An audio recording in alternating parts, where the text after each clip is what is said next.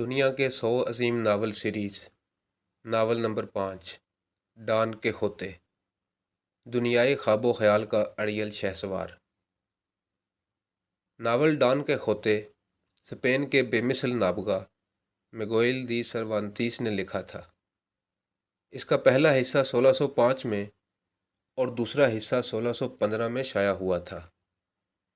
اس novel کا ایک آزاد اردو ترجمہ رتن ناتھ سرشار نے خدائی فوجدار کے عنوان سے کیا تھا، جو ابھی فکشن ہاؤس لاہور نے شائع کیا ہوا ہے۔ ڈان کیخوتے کا مرکزی کردار ایک ادھیڑ عمر دیہاتی ڈان کیخوتے ہے، جو قدیم زمانے کے رومانوی شجاعانہ قصے پڑھتے ہوئے خود کو بھی ایسا ہی جنگجو سمجھنے لگتا ہے۔ یہ خیال اس پر اتنا حاوی ہوتا ہے کہ یہی اس کے لیے صداقت بن جاتا ہے، اور وہ ایک دن خوابوں کی تلوار تھامے حقیقت کے قلعوں پر حملہ آور ہو جاتا ہے۔ ڈان کیخوتے دنیا کے ادب کا ایک ایسا جگمگاتا ستارہ ہے جو زمان و مکان کی حدیں توڑ کر آج بھی قاری کے دل و دماغ پر حکومت کرتا ہے۔ یہ صرف ایک ادھیڑ عمر آدمی کی داستان نہیں، بلکہ خیالات کی دنیا میں جینے والے ایک ایسے جنگجو کا سفر ہے جو پرانی کتابوں کی گرد میں کھو کر نئی دنیا تلاش کرتا ہے۔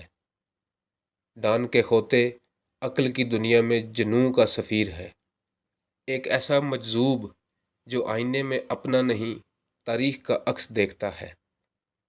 یہ ناول انسان کے اندر چھپے اس معصوم جنگجو کی کہانی ہے جو دھوپ میں سایہ تلاش کرتا ہے اور اندھیروں میں سورج کی جستجو کرتا ہے۔